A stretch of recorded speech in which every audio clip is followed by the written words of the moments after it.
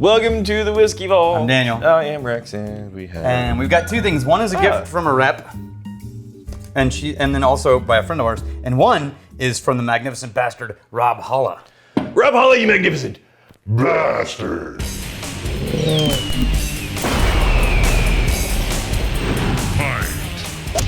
The next one is from Virginia Distilling Company. Oh yeah, They sent it to us. nice. And So this is the Nancy Fraley batch. right. She specifically blended.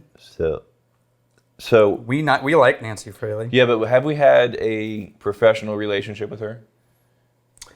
I've gone to some of her classes just because I love what she teaches. And did the distillery send this? No. Yes. So it's kind of a reppy. Yeah. So it's just.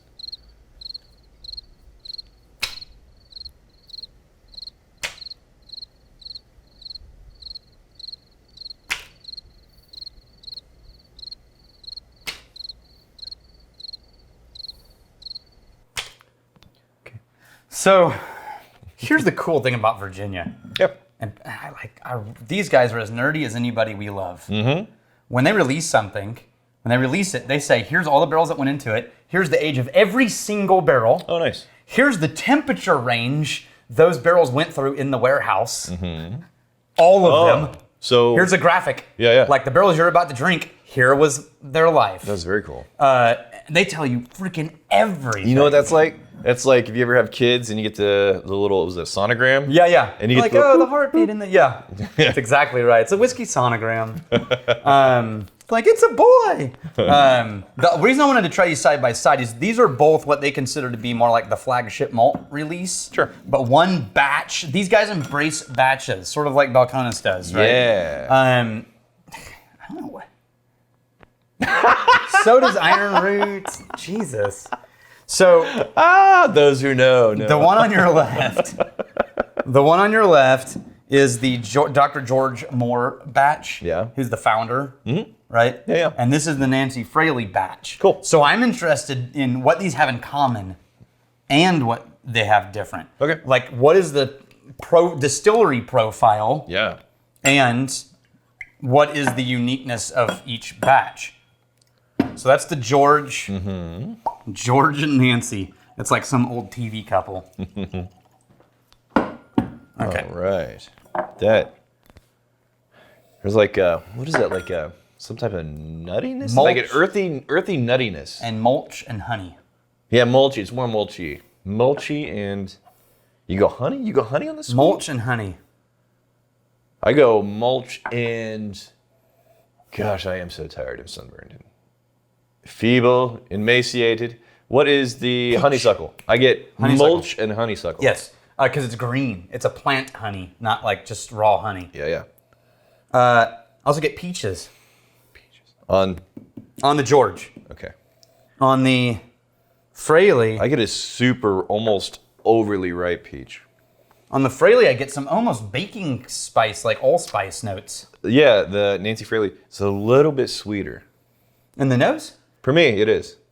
Yeah, I guess if you're saying it's less mulch. Yeah. I just need a nap. I know. I need a nap so bad. No, the tapping into the right brain is going to be really hard for you right now.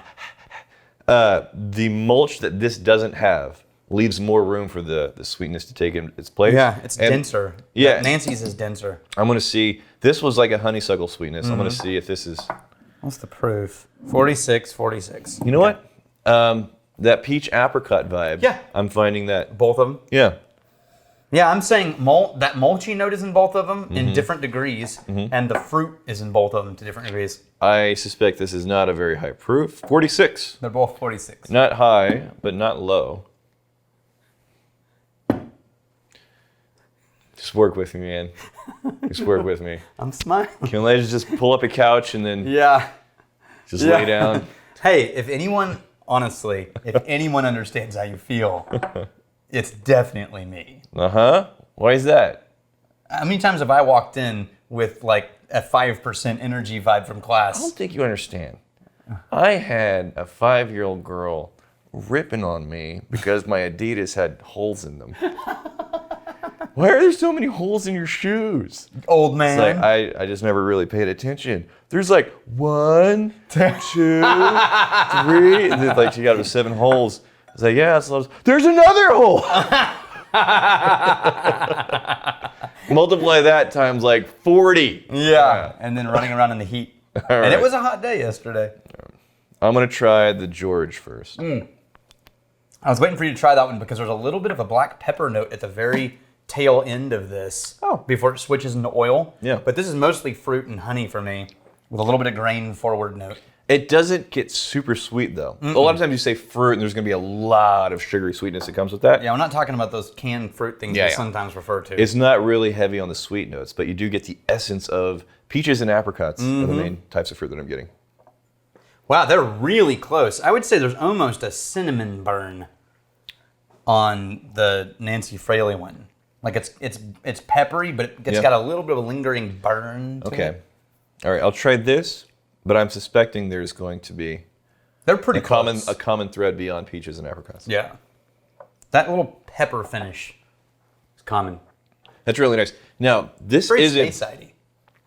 Yes, Right. but not quite as sweet. Not quite as barley forward either. And it's not super potent. It's a pretty light touch. Yeah. Like, it's enough for that you can find the flavors. They're definitely there, but it's not just punch you in the mouth with a big, strong flavor. I gave up halfway through that sentence. Something to look forward to, not today. Rob also sent us the release that came after this, which is they released a trio that of the same malt, but one focused on bourbon cask, one focused on sherry casks, and one focused on cuvee casks.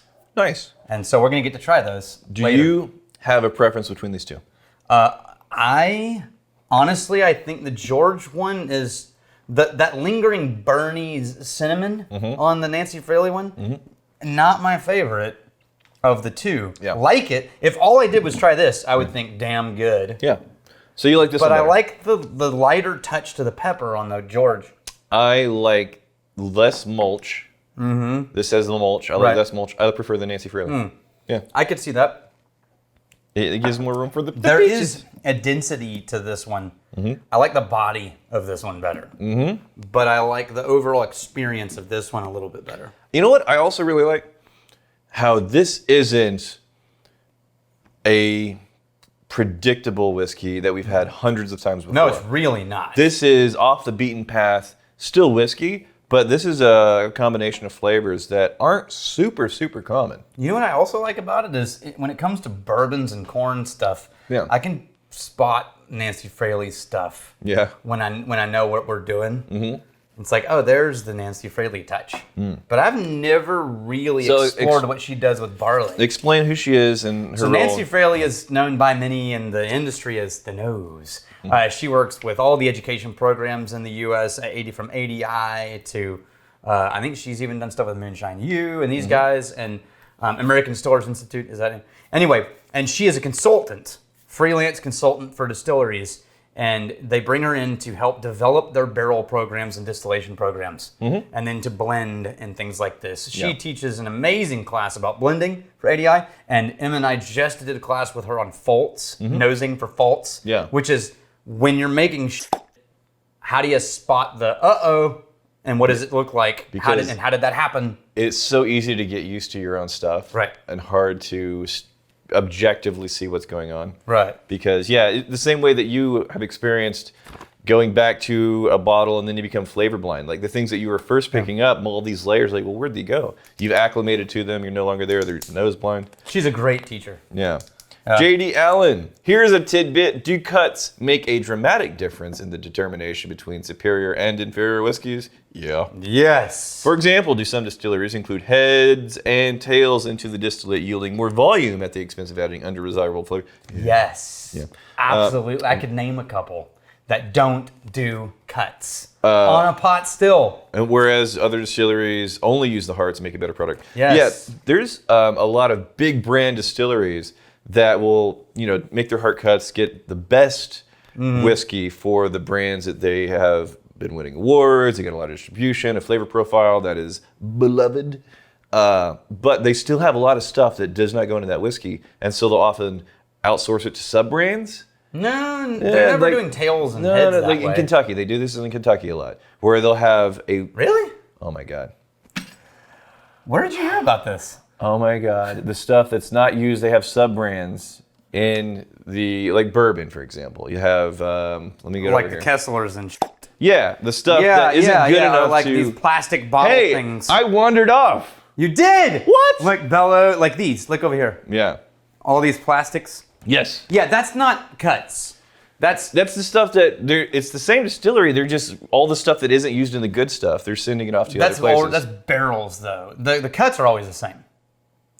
The product coming off the Hold still is always the You're same. saying you're not Kesslers because that's like mostly vodka. Bellows. Right. You're Also saying vodka. that's the same Kentucky. whiskey just from barrels that didn't go. It's young. It's usually younger and it's blended with other things and it's proofed way down. It's still a hard cut though. But no, where you find that problem that he's talking about is in craft. When guys don't understand that you're supposed to make cuts. I know a couple in Texas.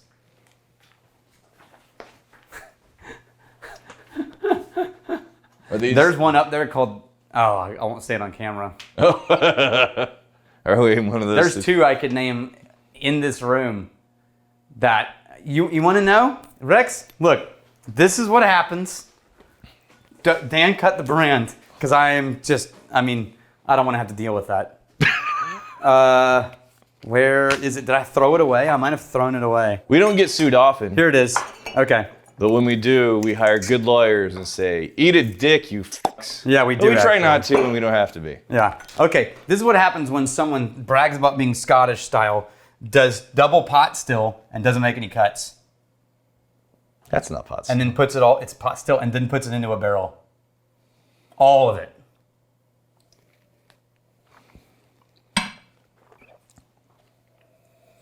See what I mean? See what I mean? Huh. Oh. AKA reject. I really want to visit Daniel and Rex in an attempt to educate them on the wonderful qualities of hops. Look, man, I like. Oh, we were just talking about this I like yesterday. the IPAs and whatnots. I'll bring a wide variety of hops in small little baggies and share my love of hops with these fine gentlemen. This sounds Look, dangerous, yeah. I'll give you. I don't want to have a hops conversation. Yeah. Just come here, hang out. I'll give you let's do 3.5 minutes. We'll put 3.5 minutes on the clock. You pull out your little baggies. We'll nerd out on hops, and then you shut the fuck up about the hops. We just hang out. We'll just drink whiskey just and hang out. Yeah. I will not be there. All right. Yeah, I like how different this was. Yes, me too. One more, and I get to have a nap. One more and you can go home and nap. I actually don't have to go to the store with my kids. Here's to fighting, stealing, and drinking. What store? It's my wife's birthday tomorrow. Oh, you do. Mall. Go to the mall. That's where I'm going. Yeah, because then it's a one-stop shop. Right. If you fight me, I fight for a friend. You steal, may you steal your liver's heart. And if you drink, May you drink with us. And eat pretzels. It'll help.